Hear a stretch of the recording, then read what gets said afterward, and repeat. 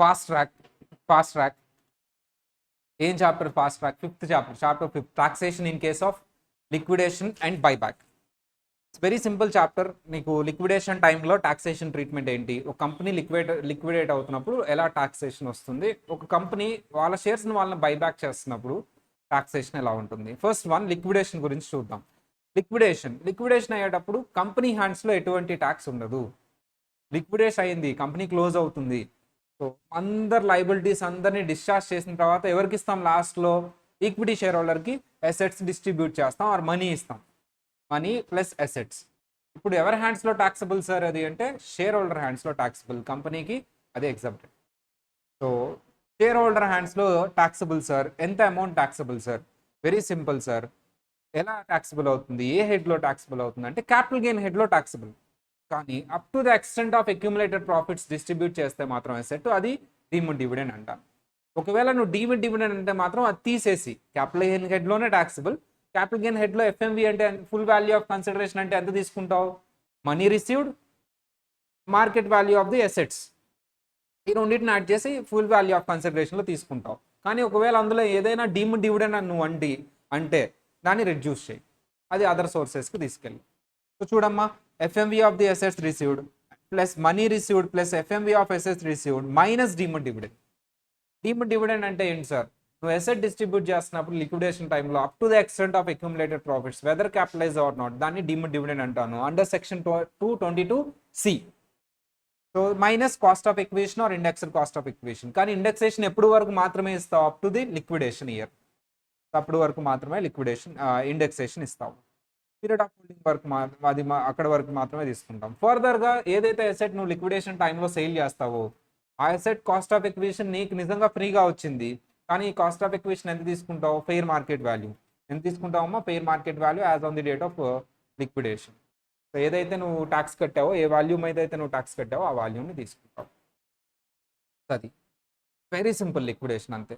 Deemed dividend వస్తే అది తీసేసి రిమైనింగ్ క్యాపిటల్ గెయిన్లో టాక్సబుల్ చేయాలి. దెన్ బైబ్యాక్ 2 కేసెస్ అమ్మా. ఏంటది? Non domestic company, domestic company. Non domestic company అయితే ఎవరి హ్యాండ్స్లో టాక్సబుల్ అమ్మా? షేర్ హోల్డర్ హ్యాండ్స్లో. ఏ హెడ్లో టాక్సబుల్ అమ్మా? క్యాపిటల్ గెయిన్ హెడ్లో టాక్సబుల్. క్యాపిటల్ గెయిన్ హెడ్లో as usual full value of consideration ఎంత ఇస్తావమ్మా? మనకి బైబ్యాక్ అప్పుడు ఎంత అమౌంట్ అయితే ఇచ్చారో company, that is the full value of consideration minus మనం ఆ బైబ్యాక్ ఏం చేశారు? మన షేర్స్ని బైబ్యాక్ చేశారు కంపెనీ, అవి ఎంత కొని ఉంటావు నువ్వు, that is the cost of acquisition of shares.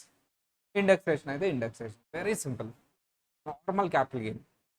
So full value of consideration is nothing but the buyback price. Sir కానీ డొమెస్టిక్ కంపెనీ అయితే ఎవరి హ్యాండ్స్లో టాక్సిబుల్ అమ్మా? బైబ్యాక్ చేసినప్పుడు కంపెనీ హ్యాండ్స్లో. ట్యాక్స్ రేట్ ఎంతమ్మా? 20% plus 12% surcharge plus 4%. Effective rate ఎంత వస్తుంది? 23.96%. 296%. సార్ ఏ అమౌంట్ మీద ట్యాక్స్ కట్టాలి? Buyback price minus issue price. Buyback amount minus issue amount. Buyback price minus issue price including premium. Share హోల్డర్కి ఎగ్జామ్టెడ్ అమ్మా. ఇష్యూ ప్రైస్ ఏ కేసులో ఏంటి? జనరల్గా ఇష్యూ ప్రైస్ అంటే మనం షేర్స్కి ఎంత ఇష్యూ చేసామో, దాన్నే ఇష్యూ ప్రైస్ అంటాం. ఫర్ ఎగ్జాంపుల్ నార్మల్గా షేర్స్ ఎంత ఇష్యూ, నార్మల్ కేసు అమ్మా, షేర్స్ ఎంత ఇష్యూ చేస్తే that is the issue price. సరే నెక్స్ట్, సార్ ఒకవేళ నువ్వు ఏదైనా అమౌంట్ రెడ్యూస్ చేస్తే, అంటే షేర్స్ ఇష్యూ చేసిన 70 రూపీస్కి 5 రూపీస్ రిటర్న్ ఇచ్చావు, ఇప్పుడు ఎంత అవుతుంది issue price? 65. 70 minus 5. Deemed dividend అమ్మ, దాని మీద ఆల్రెడీ డివిడెండ్ డిస్ట్రిబ్యూషన్ కానీ ఏమైనా చేస్తే మాత్రం దాన్ని రిడ్యూస్ చేయకూడదు. నెక్స్ట్ ఈసాప్ అంటే ఏంటమ్మా? Employee stock option. Fair market value. నువ్వు మార్కెట్ వాల్యూకి ఇష్యూ చేయవు, కానీ అకౌంటింగ్ ఎంట్రీ మాత్రం దానికి మ్యాచ్ చేస్తావు. సో క్యాపిటల్ కొంత, ప్రీమియం కొంత, ఈ మార్కెట్ వాల్యూకి నువ్వు తక్కువ రేట్కి ఇష్యూ చేసిన దాన్ని ఏమంటావు నువ్వు? ఈసాప్ ఎక్స్పెన్సెస్ అని చెప్పేసి పిఎన్ఎల్ డెబిట్ చేస్తావు, ప్రీమియం అకౌంట్కి క్రెడిట్ చేస్తావు. Fair market value or ESOP account కానీ మొత్తం total accounts credited. So whichever is least తీసుకుంటావు, ఆటోమేటిక్గా ఏది వస్తుంది నీకు? ఫెయిర్ మార్కెట్ వాల్యూ వచ్చేస్తుంది in case of ESOP. In case of amalgamation అప్పుడు ఏం తీసుకుంటావు సార్? వెరీ సింపుల్ అమ్మా. ఓల్డ్ క్యాపిటల్ అమౌంట్ ఎంత divided by new shares. So నువ్వు అమాల్గమేటింగ్ కంపెనీ, ఏదైతే కంపెనీ అమాల్గమేట్ అవుతుందో దాని క్యాపిటల్ అమౌంట్ ఎంత divided by new number of shares, అంతే. Purchase consideration divided by new number of shares. Amount received by ఏ షేర్స్కి అగెనెస్ట్గా న్యూ షేర్స్ ఇష్యూ చేస్తున్నారో ఆ షేర్స్ ఎంతకి ఇష్యూ చేసావు divided by new number of shares. ఏ షేర్స్కి అగెనెస్ట్గా నువ్వు ఈ shares for example I'm the B limited company shareholder, I'm the B limited company, I'm receiving the A limited company shares. Why? B limited company get acquired by the A limited company. So B limited company ఆ పాత షేర్స్ని ఎంతకు issue చేస్తుంది, that is the amount divided by new shares. Demerger అప్పుడు two new companies వస్తాయి, అంటే ఒక company రెండు కంపెనీలుగా విడిపోద్ది. So resulting company demerged company. Resulting కంపెనీకి నెట్వర్త్ ఆఫ్ అసెట్స్ వెళ్తాయి కదా, ఓల్డ్ క్యాపిటల్ని పంచాలి. ఇప్పుడు ఇద్దరికి ఏ రేషియోలో పంచుతామమ్మా ఓల్డ్ క్యాపిటల్ని?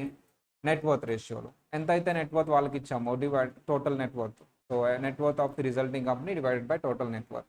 చూడండి అమ్మా, ఎగ్జాంపుల్ కూడా చూసాం చూడండి అమ్మా. టైటాన్ లిమిటెడ్ 2 డివిజన్స్గా విడిపోయిందంట, జ్యువెలరీ అండ్ తనిష్క్ అండ్ టైటాన్గా విడిపోయింది.